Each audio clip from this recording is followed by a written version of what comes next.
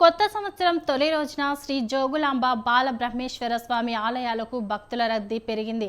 అమ్మవారికి స్వామివారికి భక్తులు మొక్కులు చెల్లించుకున్నారు. పలువురు ప్రముఖులు కూడా శ్రీ బాలబ్రహ్మేశ్వర స్వామివారికి ప్రత్యేక అభిషేకాలు పూజలు చేశారు. శ్రీ జోగులాంబ అమ్మవారికి ప్రత్యేక పూజలు కుంకుమార్చన నిర్వహించి దర్శించుకున్నారు.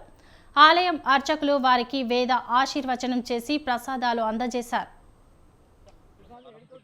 బాలబ్రహ్మేశ్వర స్వామి ఆశీస్సుల వల్ల ఈ సంవత్సరం అందరికీ బాగుండాలి, సంతోషాలతో ఉండాలని కోరుకుంటున్నాను. మనస్ఫూర్తిగా కోరుకుంటున్నాను. అమ్మవారి దయ వల్ల కాలం కూడా ప్రకృతి కాలం బాగా వికసించింది, పంటలు బాగా ఉన్నాయి, ఇంకా బాగా ఉండాలని అమ్మవారిని కోరుకుంటున్నాము. హైదరాబాద్ నుంచి వచ్చాము. ఇక్కడ ఫస్ట్ టైం వచ్చాము. మేము ఇక్కడికి దర్శనం బాగా జరిగింది.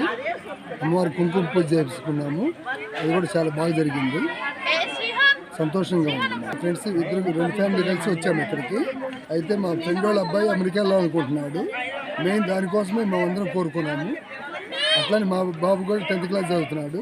వాడు కూడా బాగా చదవాలని కోరుకుంటున్నాము. ఆంగ్ల నూతన సంవత్సర శుభాకాంక్షలు అందరికీ. అయితే ముఖ్యంగా ఈరోజు జనవరి 1 సందర్భంగా భక్తులు ఉదయం నుంచే ప్రారంభం అయ్యారు. ఇప్పటికే దాదాపు 3 నుంచి 4 వేల మంది భక్తులు దర్శించుకుంటారు. సాయంత్రం దాకా 8 నుంచి 10,000 మంది దర్శించుకునే వీలుగా ఏర్పాట్లు కూడా చేయడం జరిగింది. అన్నదానాన్ని కూడా ఈరోజు మధ్యాహ్నం 1 గంటకు ప్రతిరోజు మాదిరిగానే 1 నుంచి 3 గంటల వరకు అన్నదాన కార్యక్రమాలు ఉంటాయి.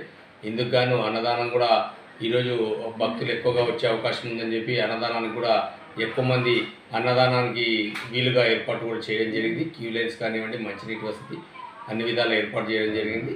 సాయంత్రం వరకు కూడా భక్తులు దర్శించుకుంటారనే అంచనాతో సాయంత్రం 7 గంటల హారతికి కూడా అన్ని ఏర్పాట్లు చేశాం. కాబట్టి భక్తులందరికీ కూడా అమ్మవారిని స్వామివారిని దర్శించుకునే వీలుగా ఏర్పాట్లు చేయడం జరిగింది. ఆంగ్ల నూతన సంవత్సర శుభాకాంక్షలు అందరికీ. అయితే ముఖ్యంగా ఈరోజు జనవరి 1 సందర్భంగా భక్తులు ఉదయం